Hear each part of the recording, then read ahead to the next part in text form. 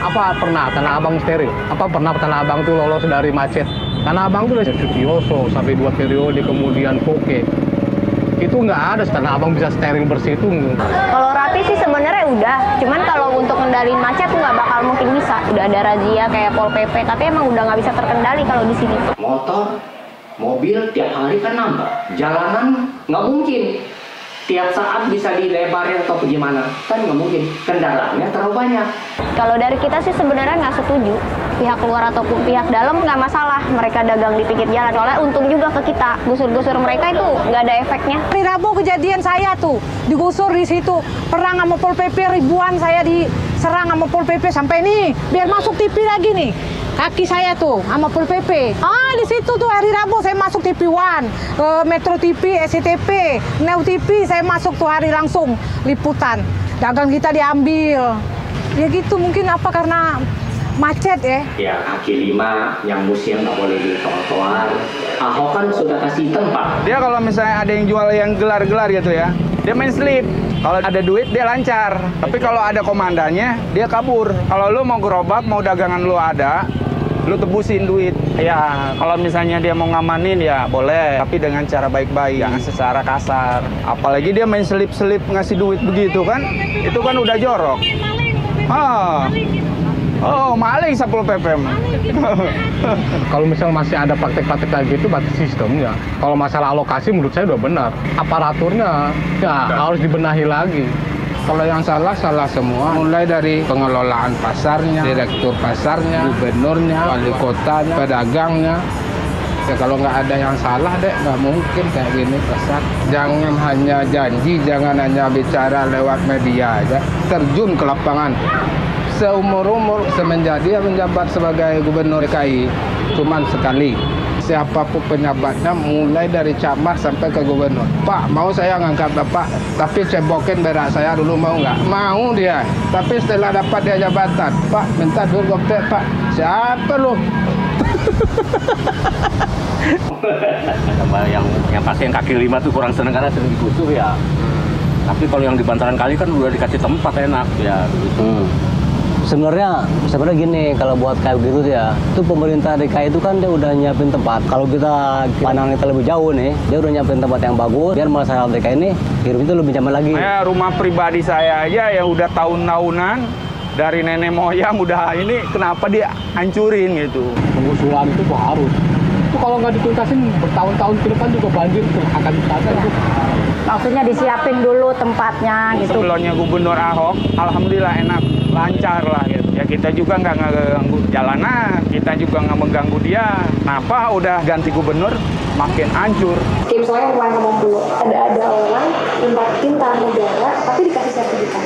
Itu tuh oknum kan yang kayak gitu-gitu. Sebelumnya pernah nggak ada kejadian orang digusur dapat rumah susun? Nggak dapat rumah. Katanya dapat tunjangan lah, gitu. Nyatanya nggak ada. Surat-suratnya ada, katanya dapat tunjangan tapi nyatanya nggak ada, nol. Sama, kita kan manusia, binatang aja kan ada tempatnya. Di Ragunan itu kan dikasih tempat sampai bagus-bagus begitu. Belum diresmiin ini kan udah ditempatin. Air apa masih susah. Sampah pun ada tempatnya, apalagi kita manusia ya. Kita nggak nuntut banyak, asal kita ditempatkan. Karena kita tempat yang satu udah digusur, kita mau kemana? Banyak ya, artinya memang lambat. Ngomong yang begini, tapi di lapangan beda. Jadi saya nggak melihat secara personal bahwa ini nggak dapatnya kenapa. Yang dapatnya berapa banyak? Nah, itu yang dicari dong. Jauh lebih banyak. Ya itu kan mungkin kan belakangan ya sila ya. Ya kita kan yang duluan mana kan kita masuk. Gitu. Seneng nggak seneng, nyaman aja di sini gitu, enak. Nggak hujanan, masuk udah rapi semua bagus, enak. Cuman ya keluarnya air doang, air. Kadang-kadang juga masyarakat juga nggak ada sabarnya apa ya gitu ya. Kita namanya udah dikasih pemerintah tempat begini, memang gusuran. Memang bukan tanah milik kita dibawa dari kampung kita sendiri, cuma bangunan dibayar juga. Dan itu kan bagus. Terus apa jadi masalahnya? Air.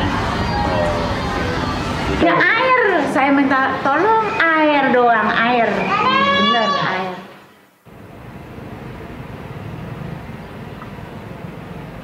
dia suruh ini bongkar itu bongkar, kan untuk ada tujuan yang baik, jangan sampai Jakarta banjir. Kanal-kanal di sini dipik semua kanal di Jakarta dibentengin, kelihatan dari situ cukup bagus, dan penggusuran wilayah kayak Kampung Pulo mungkin efek banjir masih ada tapi akan sebentar. Banjir sih banjir, cuma minimal diminimalisir gitu banjir. Ya, gubernur siapa coba yang bisa sekarang yang bisa gusur daerah itu? Ya coba sekarang gubernur siapa yang bisa ngurus ini? Dioso 2 periode, pokoknya satu periode hampir 15 tahun lah. Sebelumnya emang pernah tuh mengurusin masalah banjir itu. Tapi di daerah orang kecil ini merasa tertindas sekali. Karena apa? Ketika tempat tinggal hanya satu-satunya, tinggal tempat kenangan doang kan Mas. Tapi kalau anak itu kan SMP tuh kelas 2, trauma lah namanya anak. Harus itu Bapak tuh, beliau tuh harusnya seluruh Jakarta, seimbang, jangan hanya mementingkan orang-orang tertentu. Caranya ikutin kayak Pak Ridwan Kamil. Bagaimana Ridwan Kamil mengajak masyarakat Bandung itu memiliki kayak self belonging gitu. Mereka hangout di Taman Sinema. Wah, saya bangga nih. Jakarta ini kulturnya beda loh, keras Jakarta ini. Dan nggak semua pemimpin kayak rasa bisa memimpin Jakarta kalau udah seperti Ahok. Ridwan Kamil boleh sukses kok di Jawa Barat. Tapi saya pesimis kalau dia bisa di Jakarta. Karena kulturnya itu yang beda. Kalau kata premannya apa sih? Hawanya lain, hawanya Jakarta itu lain. Bandingkan deh sama Bandung. Saya tuh pengen sekali-sekali ke Bandung loh. Saya pengen merasakan bahwa di Bandung tuh bersih. Seharusnya ya beliau harus mengajak, merangkul gitu, mengayomi masyarakat Jakarta. Ayo mari kita lakukan bersih-bersih. Kan ada taman tuh. Ketika saya lewat sana tuh banyak sampah, kotor sekali. Tahu tuh bagus itu buat tempat rekreasi, mereka kumpul gitu. Itu bagus banget tempatnya. Saya kemarin ke Angke, itu bersih memang dari sampah, cuman airnya doang hitam karena grogol. Dulu kan sampah melulu, sampai yang jalan yang Bendungan tuh minggir sebuah tol itu sampah melulu dulu. Ya karena memang mungkin selama itu pemerintah DKI-nya kurang merhatiin ya berbersihan ya. Nah sekarang kita bersyukur banget ada seperti itu. Jalan dikerukin, Pak, ada kan sekarang kan pasukan orang itu yang benerin got, benerin apa, itu gajinya UMR loh. Ada ketahuan dipotongin pecah. Lihat hasilnya kan udah kelihatan kayak taman kota ini kan. Dulu kan banyak perkampungan apa gitu kan, disulap jadi taman kota. Kamu mendingan diriin taman kota kan gitu hasilnya. Jadi kita ngilangin stres, kan gitu bahasanya. Emang udah harus seperti itu. Ini nggak ada masalah, saya anak-anak bos apa begini semua. Bagus. Itulah tekad-tekad Pak Gubernur Seremang bagus. Kalau bisa sekali lagi mungkin Jakarta bagus. Itu di mana? Kayak jangan tanya Jakarta Utara. Jakarta Utara pasti bersih, masih bagus. Harusnya sih Jakarta Barat, Jakarta Timur sama Jakarta Selatan harusnya punya hal yang sama, terus lebih bersih. Makanya seperti saya bilang, jangan terlalu fokuskan sama daerah-daerah tertentu dan mementingkan orang-orang tertentu. Coba kalau Anda perhatikan di Jakarta Utara. Kenapa Jakarta Utara itu lebih makmur dibandingkan Jakarta lainnya? Kenapa Tanah Abang masih berantakan? Sedangkan di Jakarta Utara pun rapi banget. Nah itu paling berbahaya. Jika memiliki pemimpin yang hanya mementingkan orang-orang tertentu, itu justru membahayakan kehidupan masyarakat lainnya. Masyarakat Jakarta itu bukan masyarakat kelas menengah atas atau kelas high class lah. Ada kelas buruh, pedagang, wira swasta yang kelas menengah bawah. Banyak. Jakarta itu bukan milik kelas menengah atas saja, tapi itu milik semuanya. Kita punya duit 70 gitu. Apa yang nggak bisa kita bikin? Kita mau bikin hotel atau gedung setinggi apapun kita bisa sebenarnya. Tapi dia nggak ingin melakukan itu. Yang dia ingin bikin itu adalah sistem dulu yang dirubah di Jakarta sehingga pada akhirnya kalau seandainya mentok-mentok dia Tuhan tidak menghendaki gitu dia naik lagi, Jakarta minimal udah rapi sistemnya. Orang mau korupsi di Jakarta pun udah susah. Itu sih yang ingin dia bikin. Saya bukan menjelekkan beliau ya. Saya ingin mengkritisi bahwa dari cara gaya komunikasi pun itu justru membantu masyarakat Jakarta takut, dia merasa nggak nyaman. Kasar dari kacamata siapa? Kalau saya sih dalam batas-batas wajar aja. Kasar tapi benar, kenapa tidak? Memang Jakarta ini dibutuhkan orang-orang yang tegas seperti itu. Sama jawaban saya. Tidak hanya tegas, akan tetapi bisa mengajak masyarakat secara halus. Ya bisa. Kok banyak kok pemimpin-pemimpin sekarang halus dengan tata kalimat yang sopan, yang ujung-ujungnya apa maling-maling juga. Jadi saya lebih senang melihat orang itu bekerja nyatanya, fakta di lapangan, daripada orang bermanis kata, nyanyi muluk-muluk, kenyataannya maling-maling juga. Saya lebih setuju kasar tapi tegas, tapi benar-benar menguntungkan untuk rakyat. Ahok kadang kurang ajar, Ahok nggak sopan. Ujung-ujungnya apa? Ngomong kayak gitu maling ternyata kan.